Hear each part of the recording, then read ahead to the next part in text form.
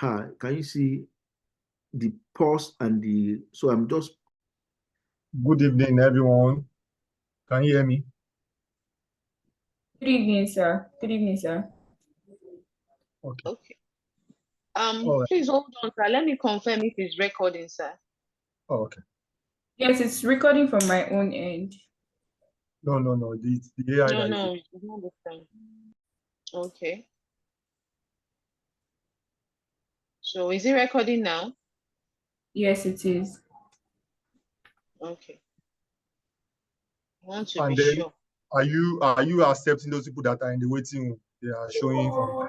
Yes, I already accepted those. They are still there. I'm seeing 3 people there now. I think it's just the network. I tried accepting already. Oh.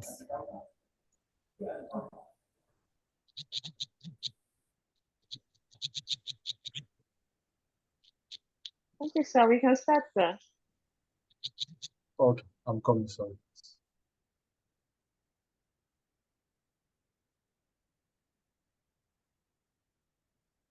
All right, good evening, everyone. Good evening, sir. All right, yeah. So my name is Samuel. I'm a PR strategist, PR marketing communication. That's what I do. So tonight we'll be discussing how to write for brands and PR campaigns. Writing for brands and PR campaigns. Let me change my slide. So first and foremost, I would like to define what brand is. Can you just imagine a brand as a personality of a company or a product? Is the personality, is the life of any organization, of any product. That is what brand is. Just like how people have their own personality that make them unique, brands have characteristics that make them stand out from the others. So if you have friends that have different characteristics, some are introverts, some are extroverts, some likes to laugh, some likes to give, some like to give, some they just have their own different personality. That is what brand is about. Brand is about the personality, the uniqueness, the DNA of a product or of an individual. That is what a brand is. And now for a product, it includes the logo, because most times a lot of people think brand is just about logo, and that's what the general mass, a lot of people think about, what they think when they think about brand. Brand is beyond logo. It's not just logo. It's the way you talk in art. It's about the quality of your products. It's even about how your store and your website look and feel. That is what a brand is. It's not just about the logo. Yes, that is starting points. Having the right color, having the right logo, having the right, look and feel. That is the platform. That's the first step. But the next thing is, how does people feel about your products, about your services? How do you talk? How do you present your ads? How do you present your products and services? That's the whole totality of what brand is about. Now, it is what comes to mind when you think about a product or a company. So when you think about Coca-Cola, what comes to your mind? When you think about Pepsi, what comes to your mind? When you think about Apple phone, iPhones, compared to Android phones, what comes to your mind? That is what, that is what brand is about. It's the feeling that, that invokes in your mind. It's the feelings, it's the thoughts, it's the experience that you associate with it. That is what brand is about. What comes to your mind when you think about things? And brand is not just for a company, a product, it can even be for an individual, and that's what we call about personal branding. So when you think about an individual, what comes to your mind? What do you think about? That is what, brand is about. So I want to give you the foundation on what all these key points are before I go into how you can then write for this different personality. I think, I'm sure, I don't know too much about the background of those of you that are on this call, but if you have diverse experience. I'm sure you want to have diverse experience. You have a bit of understanding of what I'm talking about. And I think the majority are interested in writing. But we are talking basically now about how you need to write for brands, how you need to write for, write for brand and write for PR campaign. So when you buy something from a brand you trust, it's like when you choose to hang out with a friend you really like because you know what you expect and you know what you enjoy when you hang out with such a friend. So if you have a numerous friends, but there is this particular friends you like to hang out with, that's because that person has set him or herself apart, and that's why you choose that particular friend. There are some friends that when they come around you, they drain you, they take from you, and you leave their presence feeling bad after leaving their presence. But there are some friends that when you come in contact with, they deposit in you, they give you stuff, you enjoy yourself, you feel better. There is a kind of brand they've been able to position in your mind, and that is what brand is about. So brand is about, is about trust. So when you trust a one friend against the other, that means that there is a particular, brand that has been associated with your mind by associating with that particular friend. There are some friends you can't tell your secrets. There are some friends you can tell the secret of your life, your mistake, and everything that you've done in life. That is what brand is about. Brand is about who you trust. It's about what comes to your mind when you think about a product, about a service, about an organization, about a person. That is what brand is. It's not just about the logo. It's not just about the colors and all those flamboyant stuff. It's about what comes to your mind when you think about that product or services. That is what a brand is about. Now let's come to PR. PR, we talk about PR, public relations in full, is like a storyteller for a company or an organization or for a person. It's all about managing how others see and think about them. So public relations is about this, managing the conversation around a company, around an organization, around a person. It's about bringing goodwill to a person, bringing goodwill to an organization, bringing goodwill to a product or a service. That is what public relations is about. Now, PR helps create a positive image by spreading good news, handling tough situations gracefully, and building relationships with the public, like customers, the media, and the community. That is what PR does. The end goal of any PR campaign is to build goodwill. And we'll still come to that point. There are different tools you can use to gain this goodwill. That is the end product of every PR campaign, gaining goodwill of your target audience. So if you are the PR manager of your organization or a PR manager of a brand, of a product, the end product is building goodwill for that entity. That is the end product. So your publics building goodwill in the presence of making sure that making sure that you have goodwill in the eyes of your target audience. That is what PR does. It's about spreading positive image. It's about spreading good news about an organization, about a product, about its services. So just like how someone might share their achievements and values with friends to build good reputation, PR does the same thing, but on a bigger scale for businesses and other groups. So for instance, so I'm trying to bring this home, bring it to your level so that you can understand, some complex terms and bring it to your everyday life.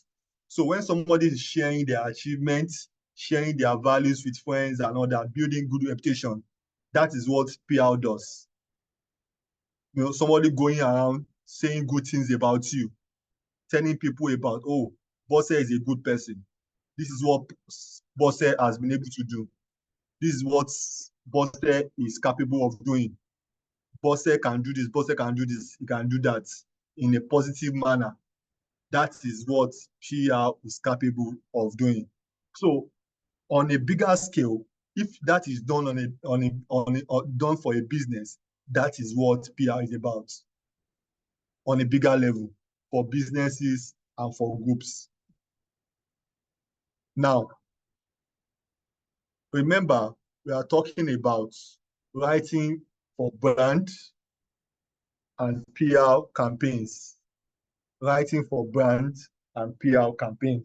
So I've been able to define what PR is and what brand is before we start talking about how do you write for brand, how do you write for PR.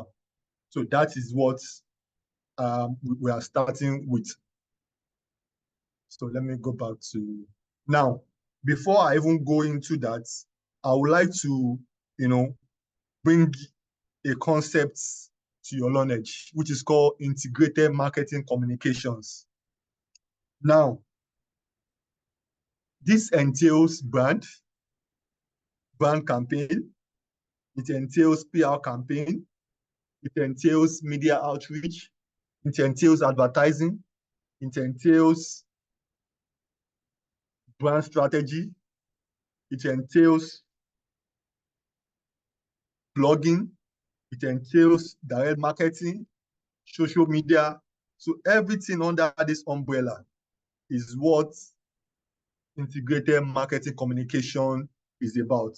So why am I bringing this concept to your knowledge when we are talking about writing for brand and writing for PR campaigns? Because can you mute please? Because everything is now integrated.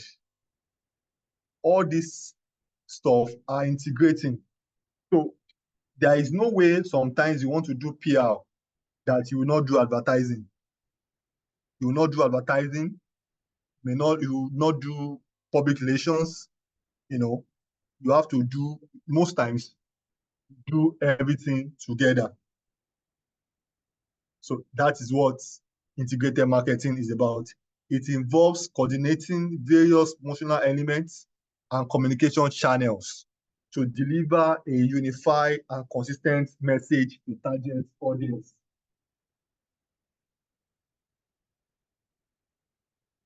It's IMC for short. So I call it IMC. Sometimes it's called IMC, Integrated Marketing Communication. It involves coordinating various promotional elements and communication channels to deliver a unified and consistent message to your target audiences. So, but now there is something that connects all these concepts together. Be it brand, be it PR, be it advertising, be it social media marketing, digital marketing, anything you can call it. There is something that connects all of them together, and it's about promotion. That is what you are trying to do. It's about promotion. Brand campaign, PR campaign, integrated marketing communication, which encompasses all of these things. The end goal, the nexus, is promotion. So now, what are the outlets for IMC? So what are the outlets you can use for promotions? Outdoors. These are billboards that you see on the road. Those billboards that you see, those billboards that are on the road, that are everywhere. It's called outdoor campaign. Digital channels, social media, Facebook, Twitter, X, formerly Twitter, now X, Instagram, YouTube, different platforms. On TV is an outlet for IMC, radio, newspaper, email marketing, branded events, customer service channel. The list is endless. These are outlets for IMC, for integrated marketing communication. These are the platforms, the outlets for them. because as a writer, these are all the platforms you'll be writing for when you are writing for brand, PR, when you are doing a brand campaign, when you are doing a PR campaign. All these outlets somehow, somewhere will feature in your strategy. And in implementing your strategy, there is a way it will appear in all of them. Now, let's look at the importance of writing in brand and PR campaigns. Number one, clarity. Effective writing ensures that brand messages are clear, concise, and easily understood by the target audience. So now you are a writer. You want to write for brand and PR campaigns. What are the importance? It's because of clarity, so that there will be clarity. Because these days, attention lifespan is short. So your content must be clear. There must be clarity. It must not be ambiguous. Once they see it, they must understand what you've written. So effective writing ensures that brand messages are clear and concise and easily understood. That's the importance of writing that's the importance of writing in brand and PR campaigns. And then consistency. There must be a consistency in the way you write. There must be a consistency in all the different platforms that I've mentioned. Though they have a different approach, but there should be a writing style that is consistent among all these platforms. If you see the GT campaign, for those of you that are on GT, I'm sure you've been bombarded by different campaigns on come and buy their shares. Once you open their app, you see it. That's orange color. You can't miss it. You will see it. Text messages, different messages, different messages, but consistent messaging about coming to buy, their shares. Consistent writing style and tone across all communications channels. It will reinforce the brand identity and build trust among consumers. So when you see all this content across different platforms, on TV, on radio, on your internet banking, everywhere, you see that consistent messaging, brand identity, come and get a slice of the orange or something like that. I think the slice of the orange is being thrown at you. So there is a picture that is being painted in your mind that there is an orange, and that orange is good. Come and have a piece of that orange by investing in GTCO. That is what they are trying to tell you. And you can see that writing style, you can see that brand identity on different platforms. You will see it on your app, like I mentioned. You will see it on radio, on different platforms. So there must be consistency. Next, credibility. Well-written content enhances the credibility and professionalism of the brand, and then positioning it as an authority in its industry. If your content is not well-written, it will damage the credibility of your platform. It will damage the credibility of your organization. It will damage the credibility of the person behind the platforms. So good writing, well-written content will enhance the credibility. So please, can you mute, please? Host, please, can you mute that person? Well-written content enhances the credibility and professionalism of the brand. It will position that brand as an authority in its industry. Good writing also, is about engagement. Compelling writing captures the audience attention. So if you write very well, you will capture the attention of your audience. Compelling writing captures the audience attention and encourages engagement with the brand's content and messaging. If your content is not compelling, if it's not capturing the imagination of your audience, you will not be able to get the right engagement that you envisage. So good writing would ensure that your writing is compelling, is engaging, it's inviting, and it will grab the attention of your audience. And the right engagement you are looking for, you will get it when you write very well. The next thing is storytelling. Writing allows your brand to tell stories that resonate with their audience, creating emotional connections and fostering brand loyalty. Some of you are loyal to a brand because of the way they told their story. It's the way they've been able to position their products and services and tell their story. It has captured your emotion. And that is what you have to do. Storytelling is about capturing emotion. And that is what most people that are writing for different brands and doing different media campaigns, that's what they do. They work on your emotion to ensure that you are loyal to this particular brand. Most times you can be wondering, why do I become so emotional with these products? It's because of storytelling. And that is what PR campaign also does. And this also works in political campaigns. It works, when you are doing campaign, you are running for election. Storytelling, engaging, working on people's mind. And that is what political communication strategy, that's what they do during every political campaign period. They make sure that they work on your emotion and you are emotionally connected to that, particular candidates. Research has shown that people don't vote based on logic.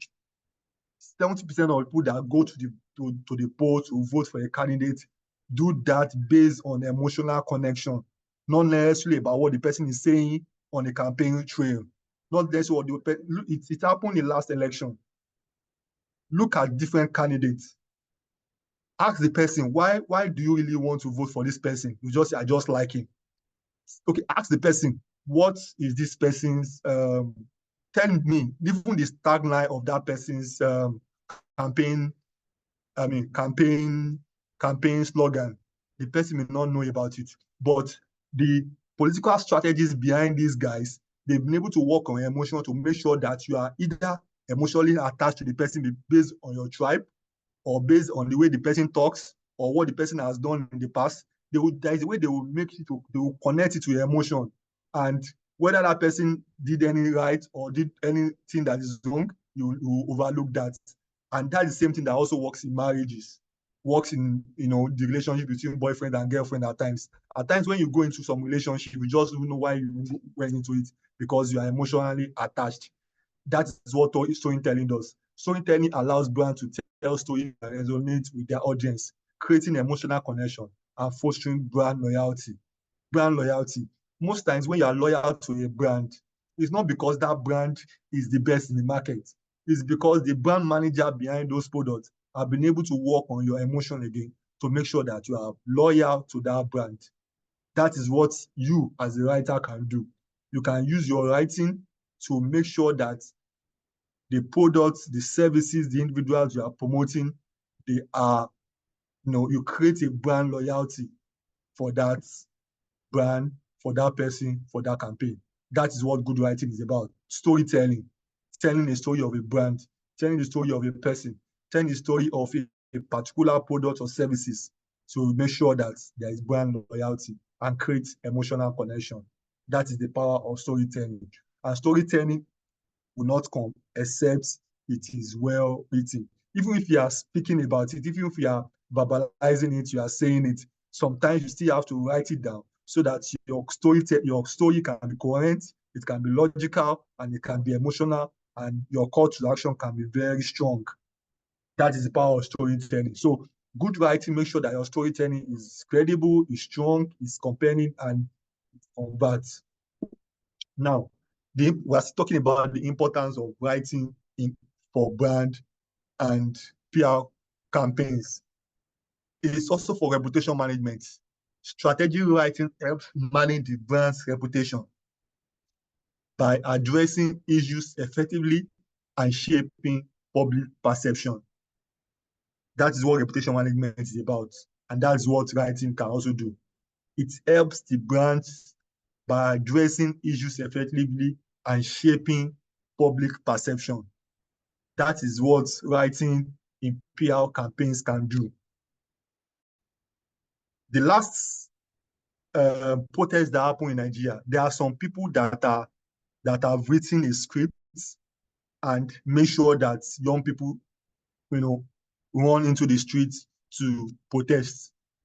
There is somebody that has written a script, is a PR campaign that have shaped your public perception about what is going on. And also there, on the other side also, on the side of the government also, there is somebody also that is working hard 24 hours to make sure that it shapes your public perception about how you look at the government.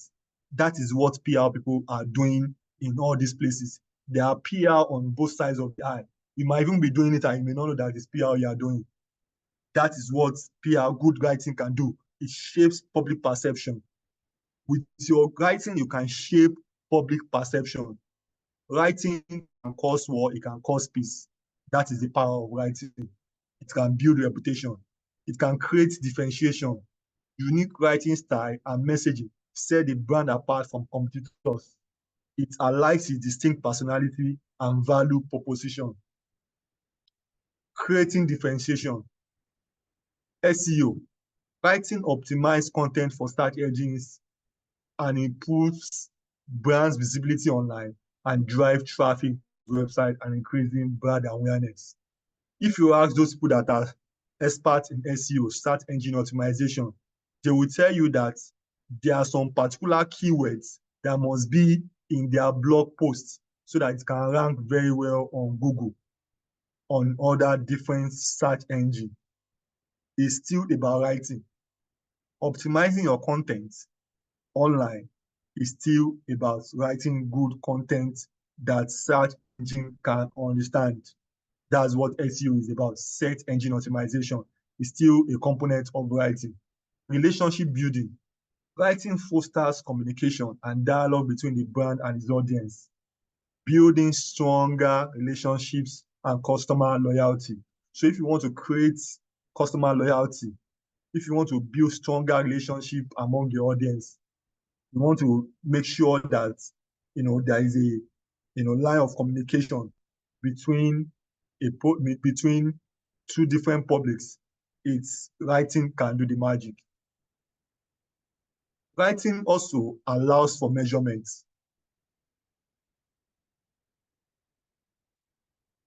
It allows for the creation of measurable content, which can be analyzed to gauge the effectiveness of brand and PR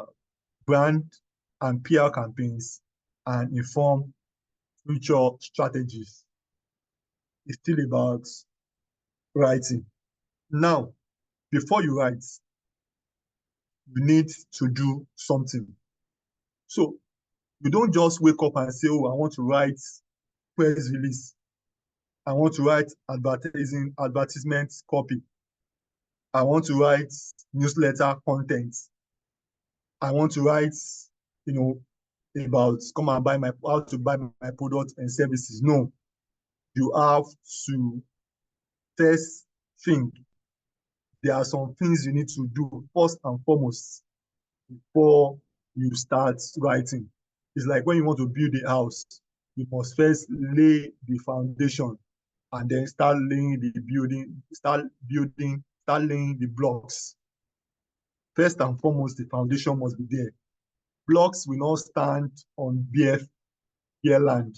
It must stand on a foundation. That is what you must do before you need to write. Number one, first, you must first do an audience analysis. What does audience analysis mean? That means you must understand the people you are writing about. Who are they? Where do they live in? Where do they stay? Where do they stay? Who are their neighbors? Are they living in Ogbomoso? Are they living in Lekki? Are they living in Banana Island?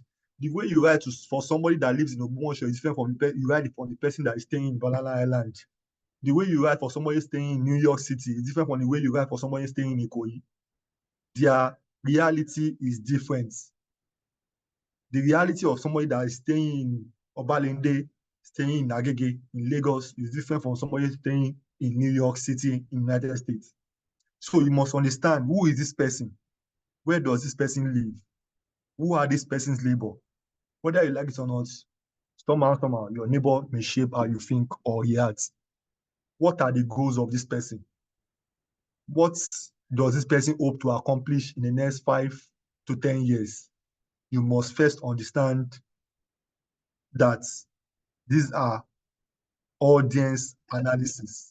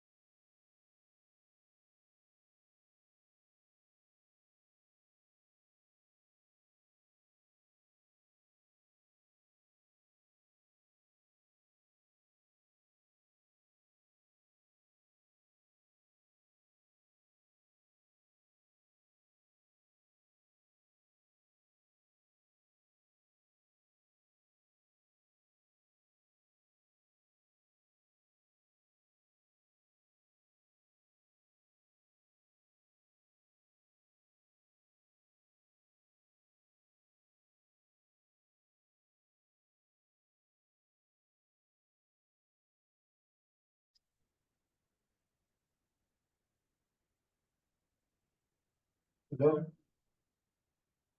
Hello? So we Hello? can hear you.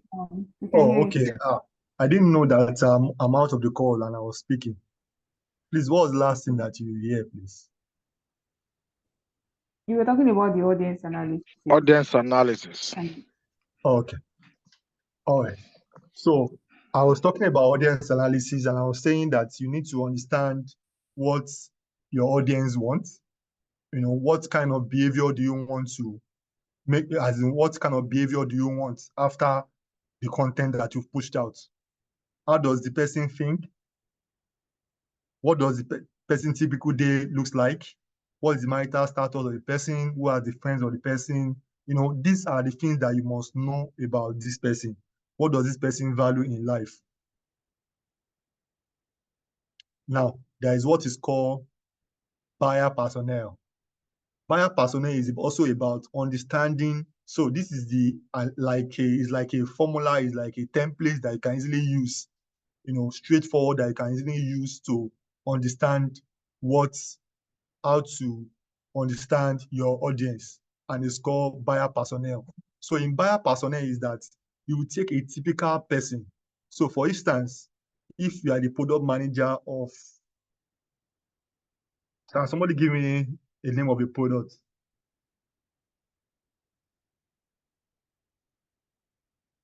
Somebody give me a name of your product. Coca-Cola.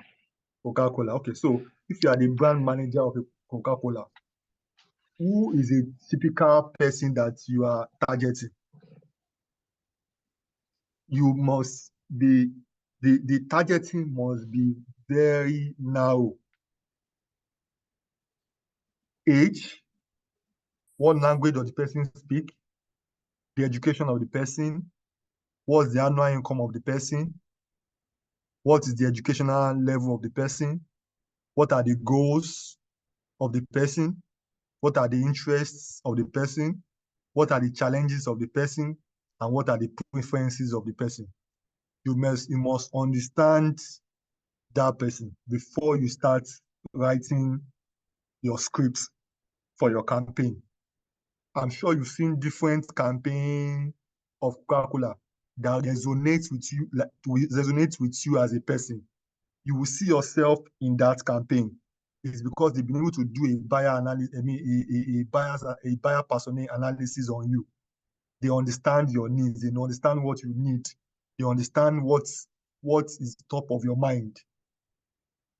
That is what a buyer persona does. And this will help you to be able to craft a direct, effective campaign that will convert. That's what buyer persona does. And this strategy works for every product and every services. Because most times, that particular person that you are targeting that particular person that you are targeting, there is thousands of such people around. There are millions of those people, such people around.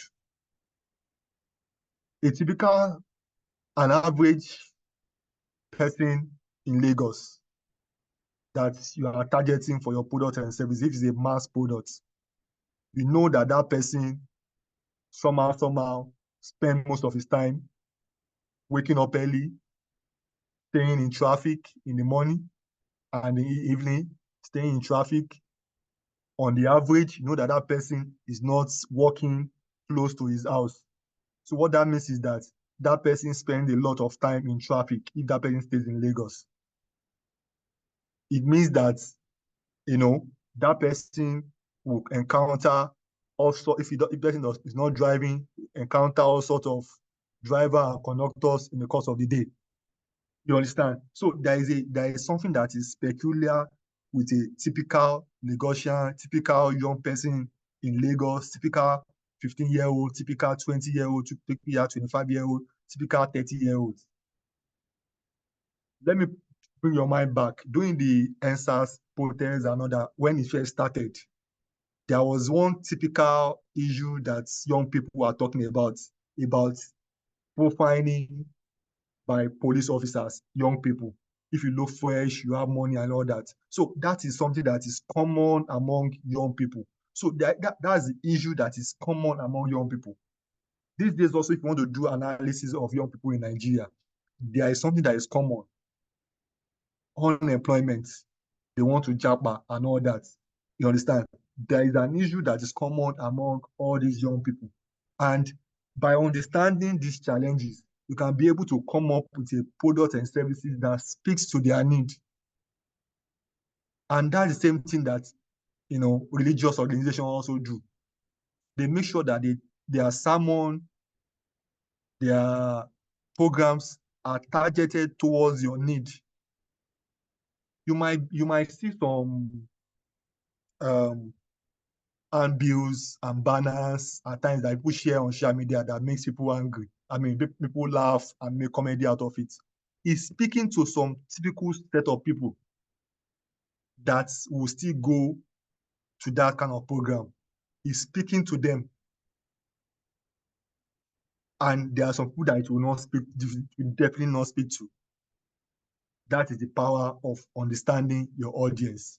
And let me tell you something, you can't, as a brand manager, as a PR strategist, you may not be able to convince everybody at the same time. So that is where you now have to start having, audience segmentation. So how you target people in the West might be different from how you target people in the South. So there is a particular beer product that is dominant in the Southeast. There is a kind of, that same product, that company that is also dominant, the same company doing it, dominant in the Southwest. The way they communicate that product in the Southwest is to make sure that it connects to the sensibility of those in the Southwest. You see that they use different ashoke and all that, gong and all that in their publicity and campaign. It's speaking to people right here. The same thing in the Southeast as well. That same campaign, it's also speaking to those people there. I've seen some of those campaigns, how they use the rising sun, how they use, things that those people there can relate with. That is what writing for the brand media can do. Understanding the people there. Imagine now taking Gong and Ashoke, and then you start putting a billboard in the Southeast. It's going to be a flop. So my point is that you must understand your audience before you start writing any campaign. Another thing you must do is you must do a SWOT analysis. I'm sure you know what SWOT is about: strengths, weakness, opportunities, and threats. So, but most of times, if you really want to understand how to do a SWOT analysis, the strengths and the weakness are the things that you can control, the things that are within you. The opportunities and threats are things that you can't control, are things that you don't have control over. So this strength is, what are the strengths of your products and services? What is the strength of your, what you are trying to sell? The secret is there is nobody that does not have any of this. There is nobody that does not have strength. There is nobody that does not have weakness. In the last election, most of the candidates and the handlers were focusing on their candidates' strength, while the opponent is focusing on their weakness. And the same thing is what also happen when you're promoting a product or a services. You must put your best foot forward. You must promote your best foot. You must promote your best listing, your strength. This is the characteristic that gives advantage over your competition.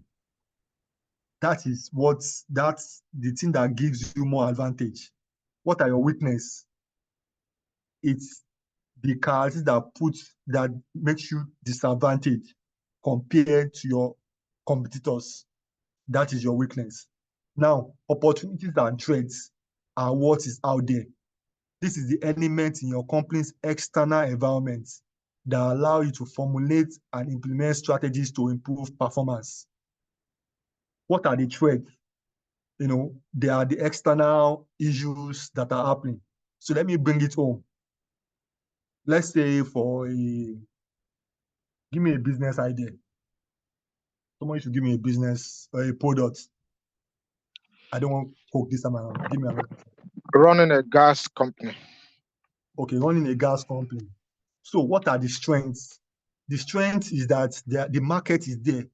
People are not using kerosene again. That's the strength of that business. What are the weaknesses of that business? Some people might not be able to buy it. It's highly inflammable. It's still within your control. You can control it in the sense that you can put in some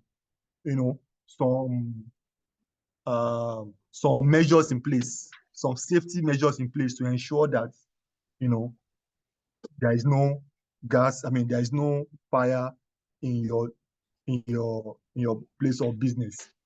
But now, the other ones that you may not have control over, which is the opportunity. So imagine governments releasing a policy and saying that every home must have a gas, or for every home, we are subsidizing the use of gas in every country, in every state. It has created an opportunity for you. You understand? You don't have control over that, but government has been able to do that for you. But for threats are the elements in the environment that could endanger the business, its profitability and its competitive advantages. That is the threats. Some things that you don't have control over. The protests that happened last week, you don't have control over it. And it impacted on a lot of businesses across the country. That is the threat of running a business in an environment like this. So when you want to do a business, or you want to write a brand campaign, a PR campaign, you must understand what is the strength of that product, what is the weakness of that product, what are the opportunities that are available in the environment, and what are the threats that are available in the environment. Next, you must keep your content simple. You must keep it stupid. And that is what, it's easier to remember. KISS. You must keep it simple. You must keep it simple. Now, I talked about how attention lifespan has shortened. A lot of people don't think anymore, whether you are a professor or whatever, because we are in the age of information overload. There is information competing for your attention everywhere. On your phone, there are thousands of messages on your different groups. I'm sure most of us that belongs to a lot of groups.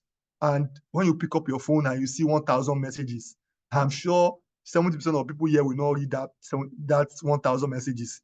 You will just enter the group, go to the last message and see what is happening, and you go out. People don't want to think anymore. So that means your content, your IMC content, your integrated marketing communication content, you must keep it simple, you must keep it short, and you must keep it stupid. Yes. Why do you have to make it stupid? Let me tell you something. Is there anybody here that runs an online campaign? If you run a social media campaign, maybe you sell a bag, you sell something on Instagram, on Facebook. Let me see. Can you unmute? Let me hear if you've done that. There's something I want to point out. Anyone? If you've ever sold something online, can you signify? Anyone? Yes. Okay. Yes. Have you ever put what did you sell online? I once even now I sell online. I sell my book online. Yeah. Book. Have you ever put a price Yeah. on it in the content that you put there? Do you put price? Yes. Okay. Have you had a situation whereby somebody still come to your inbox, your DM, and ask for the price? Yes. That is why your content must be simple and must be, because people don't want to read anymore. You will see a content, people have put the price, put everything there. They will still come on comment section. How much is this product? How much is it? As in, everything is already written there. People will still come there and, and also, have you seen at times when you write something and somebody will come and comment and there is no bearing with what the person is commenting and what the video is about or what you've written? It's because people don't want to think anymore. They just want to see and just drop whatever they want to say. So whenever you are writing for brand, writing for PR, integrated market communication, you must keep it simple and stupid. Some say you must keep it short and simple, but I say you must keep it simple, keep it stupid. So that means that when you are writing, know that you must write for a professor to understand, and you must write for a peasant to understand. The principle of keys emphasize the importance of simplicity. It doesn't mean the person is stupid. It just means that you just keep it simple. It means that there are, like I mentioned, there are a lot of things competing for our attention. As we are on this call now, as I'm teaching you now, I can bet you a lot of people are multitasking. They are doing other things. They are checking their chats. They are checking their WhatsApp. Some people are even cooking. I can bet you. Some people are even cooking right now as you're on this call. So most of the things that I've said, some people have forgotten about it. So that's why I need to bring the concept of brand and PR simple, not using jargon that those that are in the industry can understand. So I must bring it to something that is easier for you to understand, something that you can really relate with. And that is what you must also do when you are writing for brand and PR campaign. So it says that you must keep it simple. You must make sure there is clarity in your communication to ensure that the messages are easily understood and memorable by the target audience. Now you can start writing. Here are some keys and considerations for writing effective IMC campaign materials. So if you want to write good marketing materials, campaign, PR campaign, brand campaign, here are the things that you need to take into consideration. Number one, identify your objectives. Clearly define the goals and objectives of the PR campaign. Are you aiming to increase brand awareness? Are you launching a new product? Do you want to improve public perception? Do you want to ensure that people stop rioting on the streets? Do you want to ensure that people vote for political campaign candidates? You must first understand your objective. Know your audience. Understand the demographics. Understand their interests, their preferences of your target audience, and then you now tailor your message to resonate with them effectively. You know why there are a lot of people fighting on social media? There are some people that are controlling all this conversation. There are some people that want the Igbos and the Yorubas to be at loggerheads. There are some people that want the Yorubas and the Hausas to be at loggerheads. There are some people, You may not believe it, but I'm in the industry, I know it. There are some people that are stationed in some rooms that are pushing out propaganda stories out there. On the first day of the protest, somebody called me and tell me, oh, there is a kidney somewhere in Abulegba and all that. Meanwhile, there is nothing like that. There is somebody that has already come up with some of those strategies so that your emotion will be reason, and you do something very so that because they have an aim, they have an objective they want to do, they want to achieve. So you must know your audience, craft your message, develop concise and compelling message that communicates with the unique selling points and value proposition of your brand, of your product, and your service. Next, you need to choose the right channels. Determine the most suitable communication channels to reach your target audience. This may include press releases, this may include social media, this may include blogs, this may include email, newsletter, this may include media interviews, events, and more. Even within all these things that I mentioned, there are sub under it. So if you choose a radio to push out your message, you must still understand that not everybody listens to Brilla FM, which is sports radio. Not everybody is interested in sports. If you want to look for sports enthusiasts, you go to Brilla FM and talk to them there.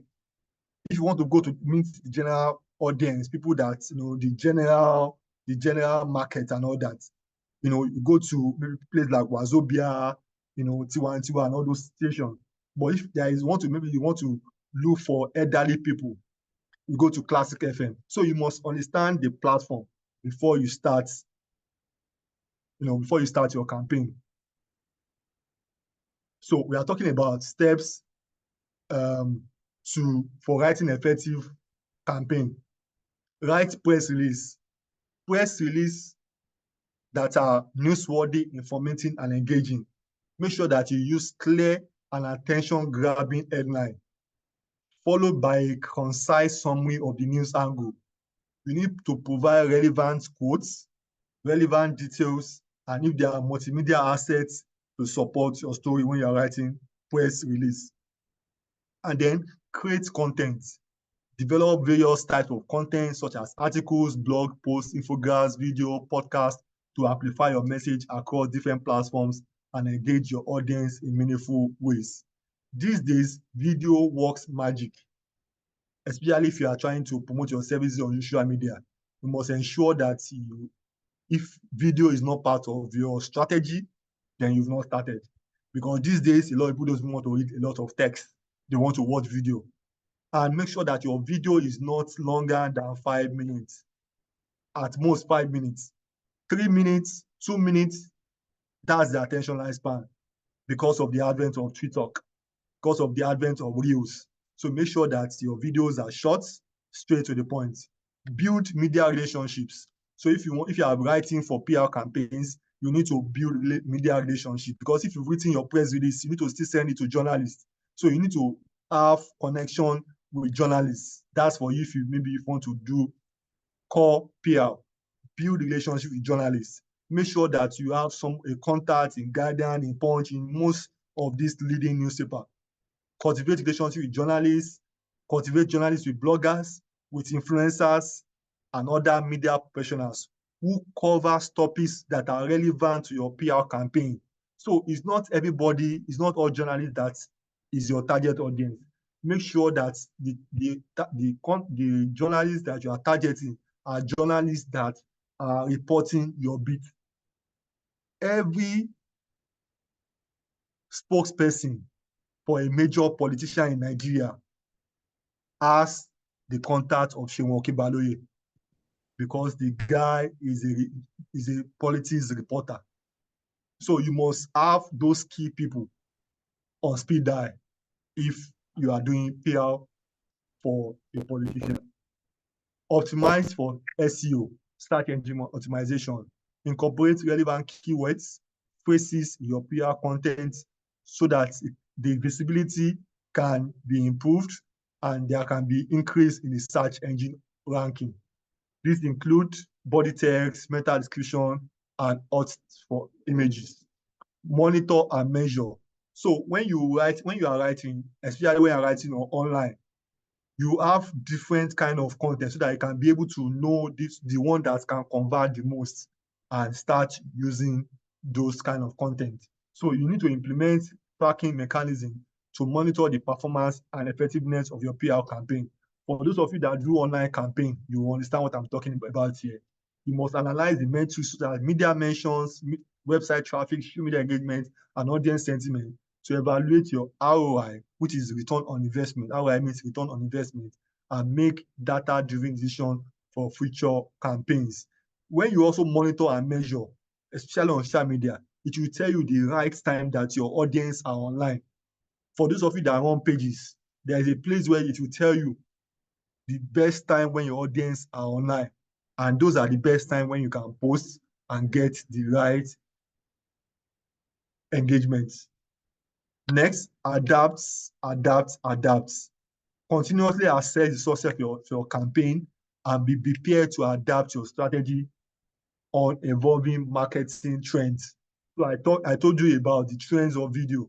So if you are always focused on text, it means you are not evolving with the times because the times have changed. And a lot of people are now moving to video. And if somebody that is always doing 100 hours video, 20 minutes video, 50 minutes video, you are not evolving with the market trend, which says that attention lifespan have changed. Your video must be short, 2 minutes, 3 minutes, 5 minutes. I'm not saying there are not content that are up to 50 minutes, 1 hour, and all that, but most content that people consume are within 2, 3, at most 5 minutes. Listen to audience feedback and performance metrics. Experiment with different approaches and tactics to optimize results over time. So, as I come to the end of this class, here is my book. It's called Look Really Good. It's about how you can, make money with your influence, with your reputation, and it's if you click on this link, I'm sure maybe some of you will get this slide. Just click on this. It's available on LinkedIn. I mean, it's available on Amazon and online. So thank you. Question time.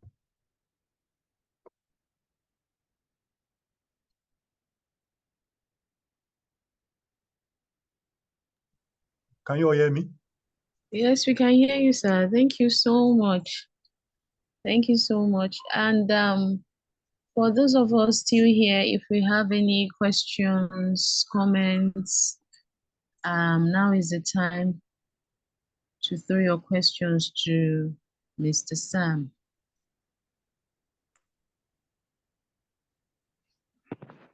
Okay. Thank you, Mr. Sam, for this apt presentation. We really enjoyed it from start to finish. My question here is on one is on audience analysis and the other one is on SWOT analysis. For audience analysis, for a product that seems to have a sort of multi-user customers, so to say.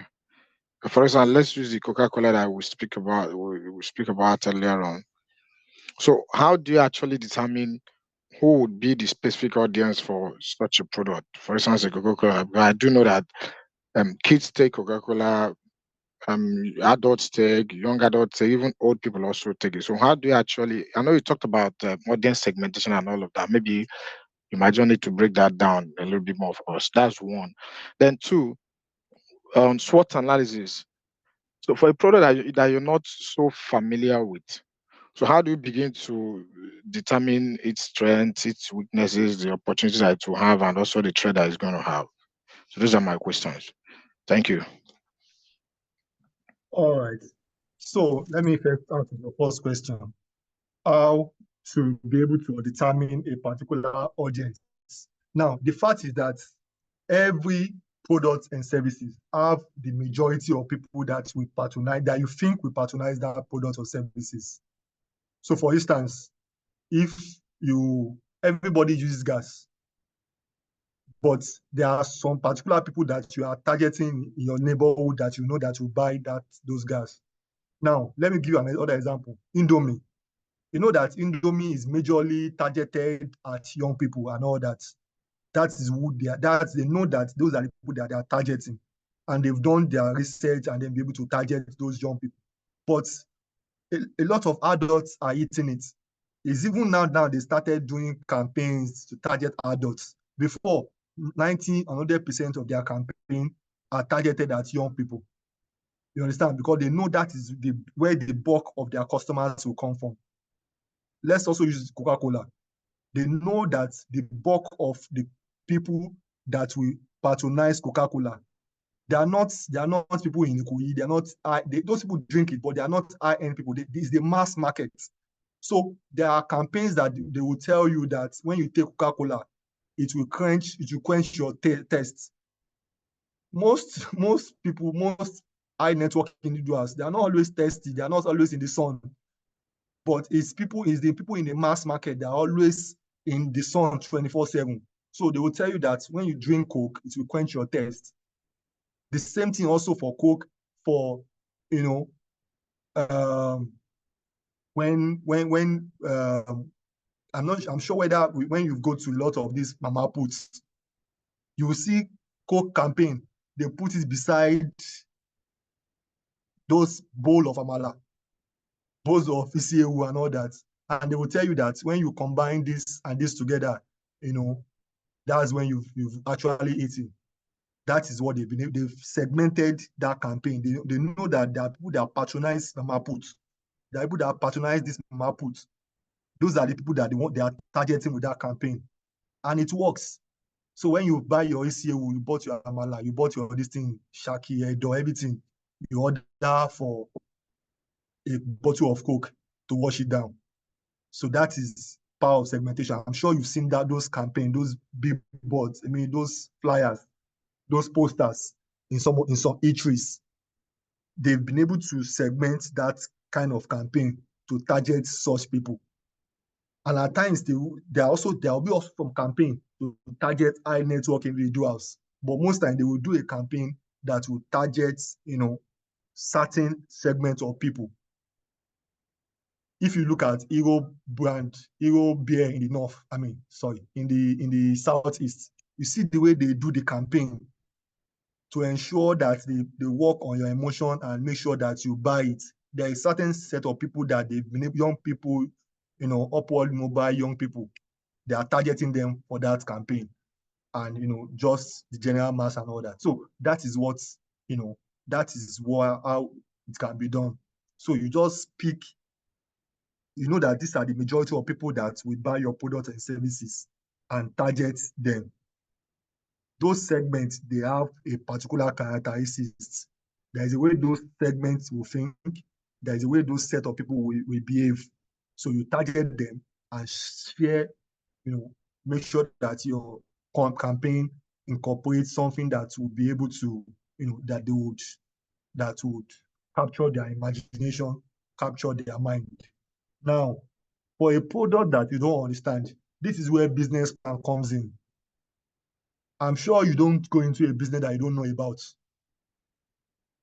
That is why they say we should always write business plan.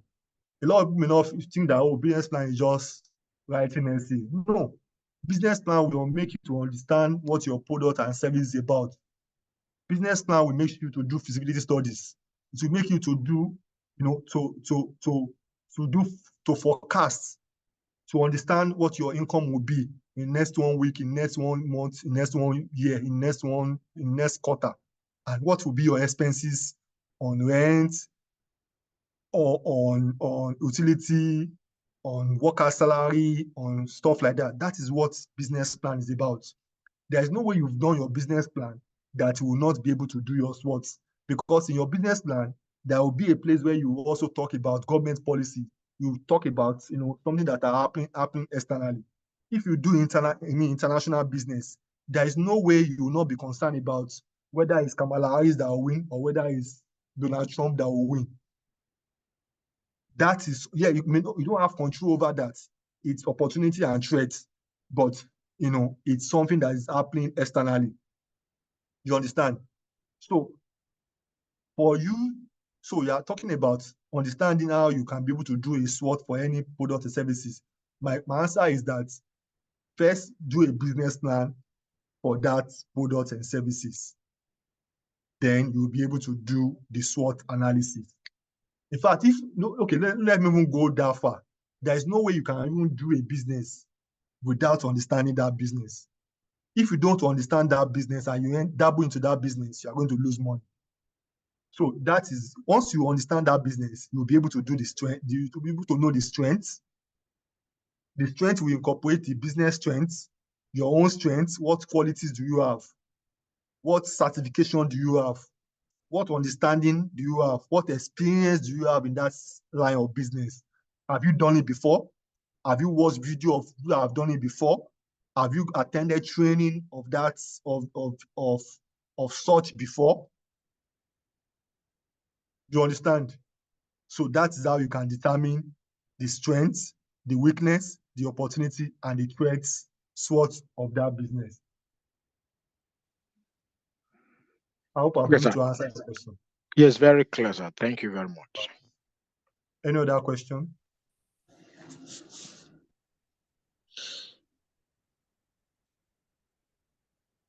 Okay, sir. I don't know if we don't have any further questions. I think it's safe for us to probably close the plenary session for this week. Thank you so much, Mr. Sam. Thank you so much once again, at least for honoring our invites. God bless you, sir. And for the other interns, hopefully we have another session next week, Friday. And every other information will be shared across via the normal channels. Thank you so much for joining us for this plenary session. Do have a wonderful evening. Thank you, Mary. Bye. Thank